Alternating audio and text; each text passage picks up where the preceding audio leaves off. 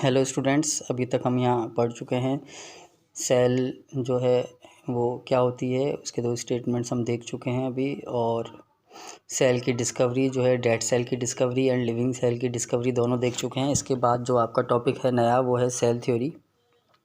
Scientist Matheus श्लाइडेन और स्वान ने ये थ्योरी दी 1839 के अंदर आपको।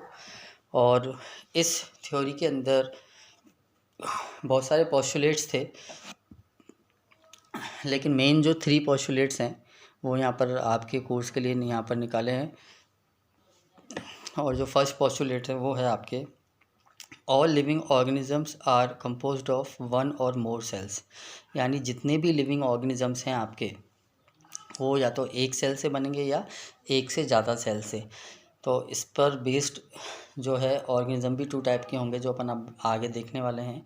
तो all living organisms are composed of 1 or more sales. दूसरा जो थ्योरी का पॉइंट है आपके वो है cell arise from pre existing cell. यानी सेल जो है सेल से ही अराइज होगी, पैदा होगी।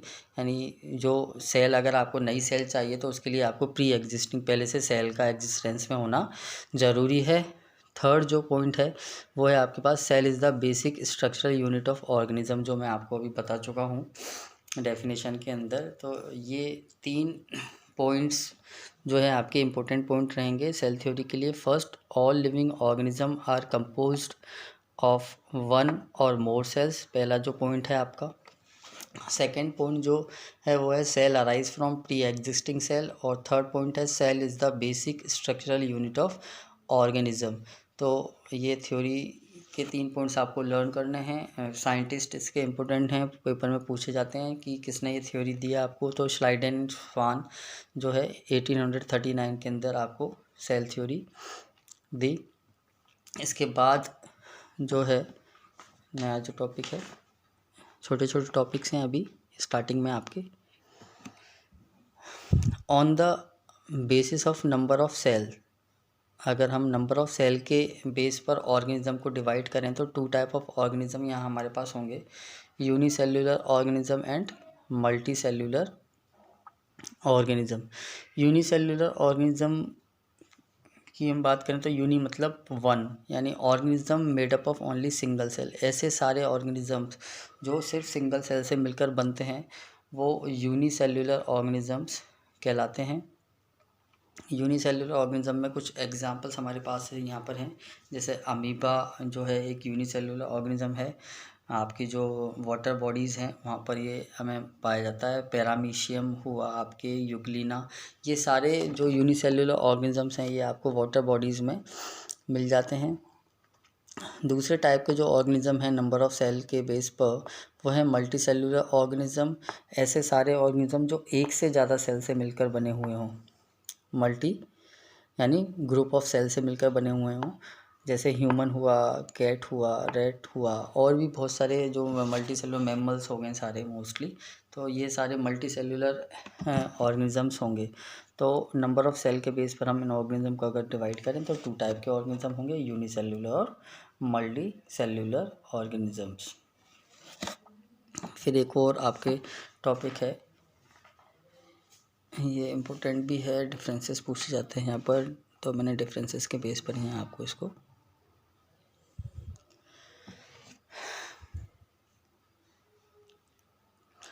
On the basis of development of nucleus. Nucleus के डेवलपमेंट के बेस पर यहाँ पर आपको डिफ्रेंशिएट किया हुआ है ऑर्गेनिज्म को। और 2 तरह के ऑर्गेनिज्म यहाँ पर प्रेजेंट है हमारे पास न्यूक्लियस के डेवलपमेंट के बेस पर, prokaryotic animal and eukaryotic organisms. पहला क्या है, प्रोकैरियोटिक ऑर्गेनिजम्स, और दूसरा है यूकैरियोटिक ऑर्गेनिज्म। प्रोकैरियोटिक वर्ड को हम अगर ब्रेक करते हैं तो pro means primitive and karyos means nucleus. यानी ऐसे सारे ऑर्गेनिजम्स जिनका न्यूक्लियस प्रिमिटिव होता है वो सारे प्रोकैरियोटिक ऑर्गेनिजम्स कहलाते हैं।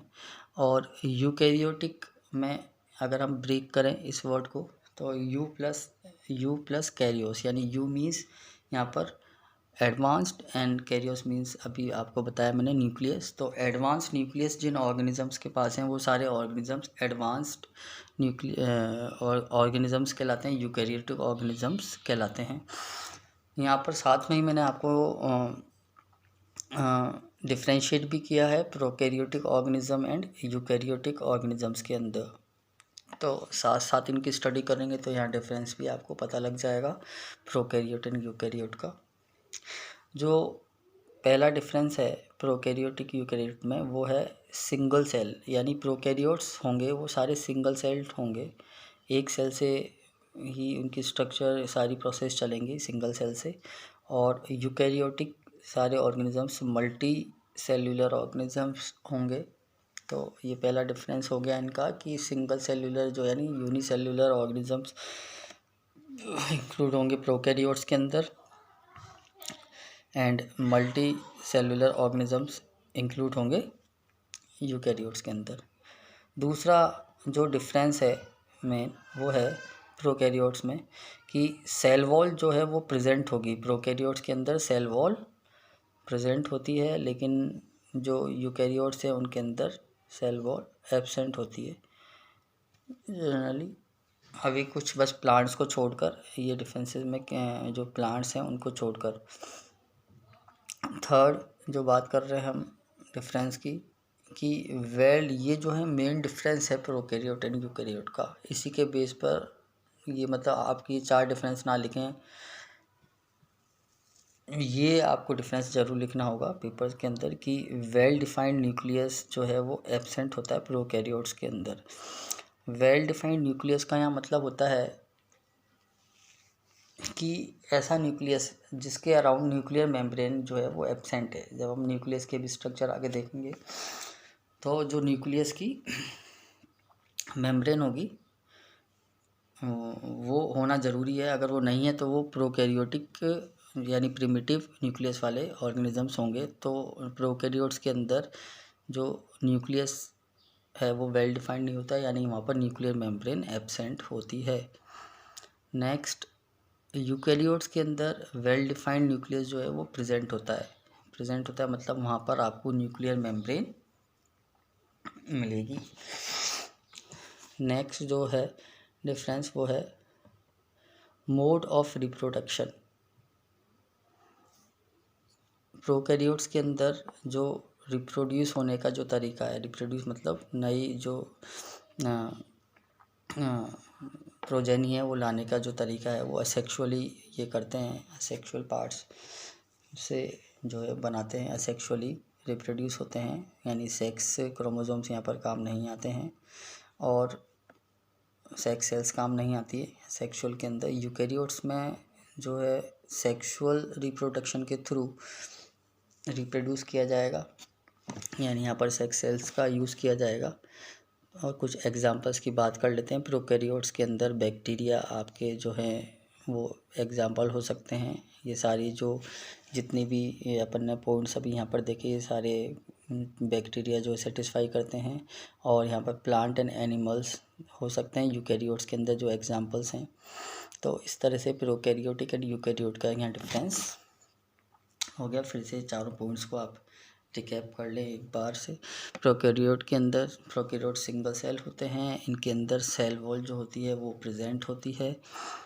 थर्ड जो है well defined nucleus absent. Well defined nucleus absent means nuclear membrane यहाँ पर एब्सेंट होती है न्यूक्लियस के अराउंड।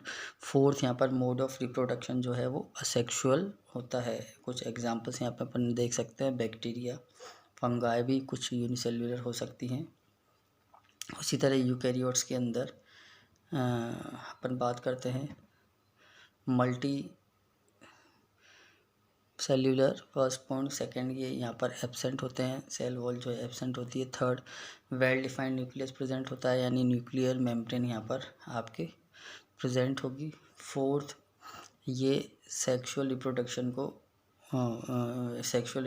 यहाँ पर होता है और इनके एग्जांपल्स हो सकते हैं प्लांट एंड एनिमल्स। तो आज अपन इतने ही टॉपिक्स देखेंगे। आप घर पर बैठ कर इन्हें लर्न करें, इनके नोट्स बनाएं और कोई भी आपको डाउट हो तो आप मुझसे पूछ सकते हैं थ्रू व्हाट्सएप या कॉल करके। नेक्स्ट क्लास के अंदर अपन आके इसके जो मेन चैप्टर्स की ओर बढ़ते हैं। बेसिक पॉइंट्स आज आपके यहाँ पर ख़त्म हो चुके हैं और अब मेन चैप्टर में आपके थोड़े से जो टॉपिक्स हैं ब्रीफ में स्टार्ट होंगे, तो आप यहाँ तक लर्न करके रखें। Thank you very much.